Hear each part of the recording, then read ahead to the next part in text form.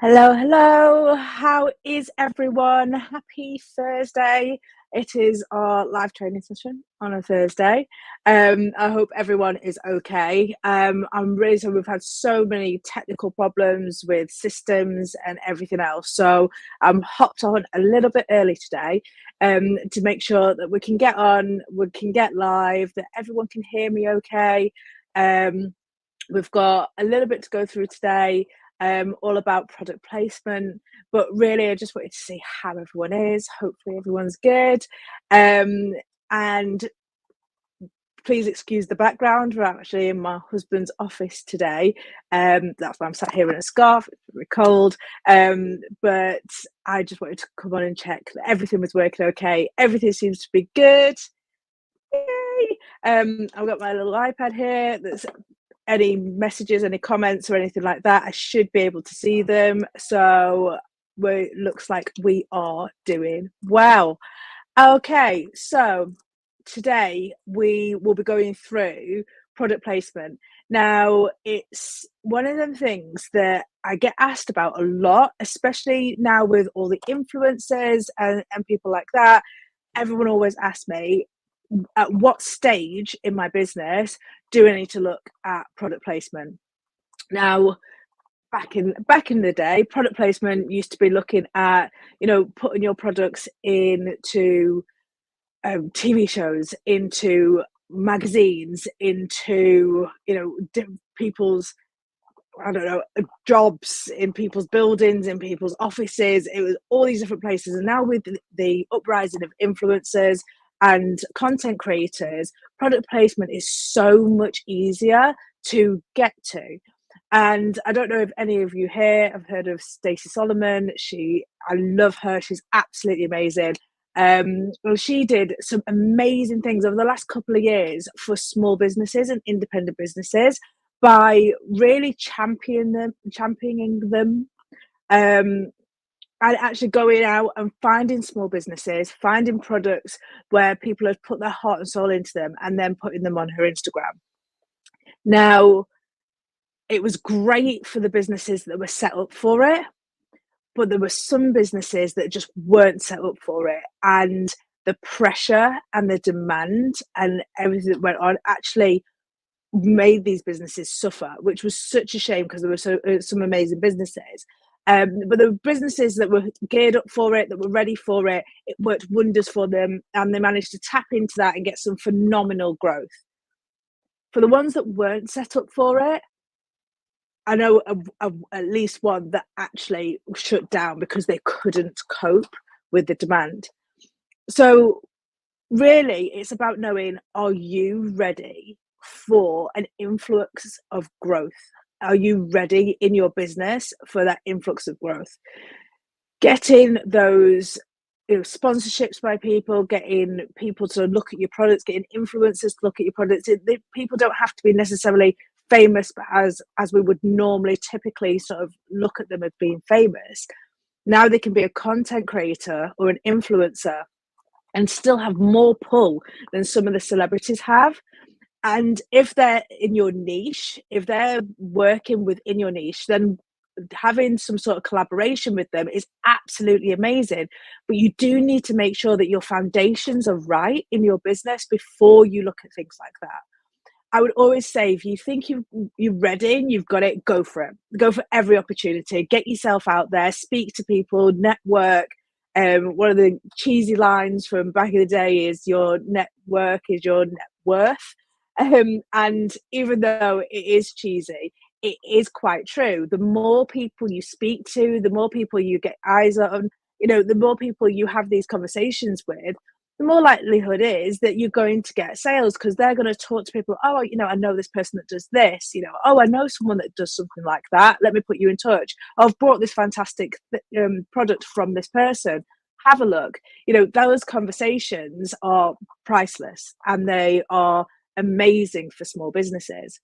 So how can you make them work for your business? Is by setting up those foundations. So look at your systems and your processes. Just sit back and imagine, tomorrow morning you wake up, you've got 1,000 orders. Can you make 1,000 of your products within a 3 to 4 day turnaround. These are the sort of things that you need to look at when you're looking at growth, when you're looking at product placement. Okay. Say you can't make them, say that, you've got on your website, it's at least a 10-day turnaround and people are happy with that. That's fantastic. But can you make 1,000 of them in that time frame? These are the sort of things that I look at when you look at a business. If you can't make them yourself, have you got the facility to have people come and help you? I know when I was making my candles, I had a couple of really big orders for new companies in Europe that were amazing, but they all came through all at once. And I sort of sat here and was like, I can't make that many candles by myself. Luckily, I had my husband who came to help me, my daughter who came to help me. Granted, they weren't always happy about it, but they would come and they'd help me go through. So as I started looking at my processes, looking at what I needed to do to make that process quicker, look at how much stock I needed to have on the shelves ready to go to keep my standard orders going when I got this big influx of other orders in. So if you can't make them yourself, can someone come in and help you? Is your product easily shippable? Is it something that you can put in a box, one box and go? Or is it a big item? Is it huge boxes? Are you going to try and take huge boxes to the post office? Or do you have a system in place with either DPD or Yodel or something like that where they'll come and pick it up? These little things, if you're having to pack all the orders, then get to the post office before it closes or get to the local Yodel shop before it closes, these little things can trip up your business in the long run. So if you're looking at working with influencers, if you're looking at developing a network of people that you speak to about your new products, that you can send promotional items to, that you want them to do reviews for you, whatever it is that your process that you're looking at, does your process in your make and packing process, is that ready to scale? Is that ready for growth? Can you grow with it? And these are the things you have to test. Can you make things beforehand? Can you have a stock of things, or do you not have the space? Like I said, I'm actually sat in my husband's office at the minute. It's actually our garage that we've had converted, and underneath this very attractive backdrop is all of my shelves that I set up. This place was actually created for me to make all of my candles in and to be a manufacturing area. So I have all my shelves for my stock. I have my shelves for my making items and all my supplies. I have a packing station in here. I could literally open the front of my garage up and people could come in, collect their orders from me here, because we used to do a click and collect service.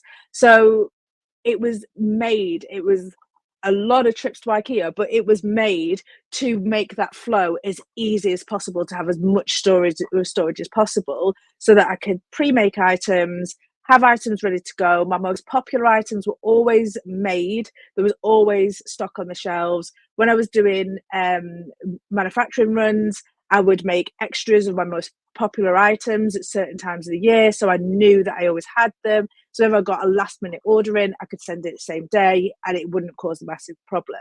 So look at the items that you have and the space that you have. Can you pre-make things so that they're ready? Have you got the space to be able to maybe section off a section of your garage, or put a outdoor workspace in your garden that you can actually put these things together and go, right, okay, I've got enough stock now that if we got 1,000 orders tomorrow, I would only have to make half of that. I've got 500 items sat there, or I've got 60 items sat there, and it takes me 3 days to make another 60 items. So your lead times. These are all the questions that you ask yourself when you're looking at those levels of growth. It's not easy. It's fun. It's scary. But I've had as many tears sat in this garage when it came to having too many orders as not enough. As much as we cry over not enough orders and wanting to grow and wanting to be bigger and wanting to have fantastic things, I have had just the same amount of tears when I've had an influx of orders in and gone, oh my God, what am I going to do? So being prepared and looking at those things is something that will prepare you for the future, prepare you for potential growth. The question I started this all with was, are you too small for product placement? No, you're not too small for product placement. You're not too small to work with influencers. You're not too small to get yourself out there, but you might be too small to cope with the outcome of that. And positive or negative, there's always a consequence to action. And if you're out there taking action, it's a brilliant thing. But can you cope with the consequence of that action? Have you got the facilities set up to actually go through that whole process?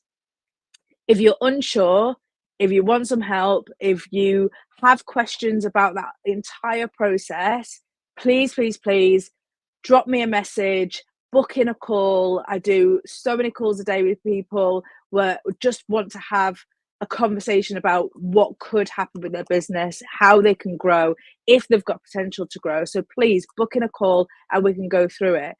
I am happy to talk with anyone who's looking at growth.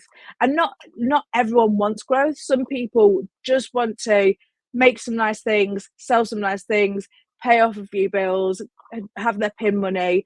But some people want the shop. Some people want the international sales. And it's okay to want either side of that. But if you are looking at product placement, if you're looking at influencers, if you're looking at advertising on Instagram, TikTok, Facebook, if you're looking at pushing for more sales, look at your systems, start at the foundations and work it through, go through each stage of your process from make to ship and see if you have the capability for growth. And at what point is enough growth? How many items can you make a day? What's your limit? At what point have you gone too far? Or what point have you gone, right, okay, maybe we need to get staff? At what point will you be at when you go, okay, maybe we need to actually get a warehouse. Maybe we need to look at the next stage in all of this. Maybe we need to get funding. So try and figure out your bottom line numbers. Drop a message in the comments if you want some help with that. More than happy to help with that. And hopefully I'll see you all on the influencers websites, showing off your wares and showing how amazing your handmade products are. Okay, guys, that's the Thursday Wisdom. So I will see you next week. Take care, everyone. Bye.